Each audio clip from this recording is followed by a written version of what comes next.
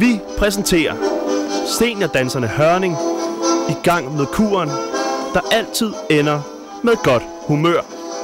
Og på sidelinjen står dansens ukronede dronning. Folk rundt omkring i hele verden, men altså primært lige nu i Danmark, at de kan få lov at danse og simpelthen være sammen om dans på alle mulige måder. Det er ikke bare standard latin, det kan også være ballet, og det kan være seniordans, det kan være hiphop. Der er simpelthen alt muligt forskellige slags former for dans. Vi er til dansens dage på Aros i Aarhus. Den 29. april blev udråbt til dansens dag i 1982, men først i 2007 begyndte man at fejre dagen i Danmark. Dansen har været et element i menneskets udfoldelse lige så længe vi kender til. Og det er ganske svært at strides, når man danser. Her er seniordanserne i gang med eventyrdansen.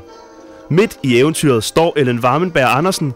Hun ved, at dansen kan løse en masse problemer. Man bliver glad af at danse, og det kan du bruge i din hverdag. Jeg kommer også ud mellem andre mennesker, som jeg ikke gør til dagligt, fordi jeg bor alene. Så er det godt at komme ud med andre mennesker.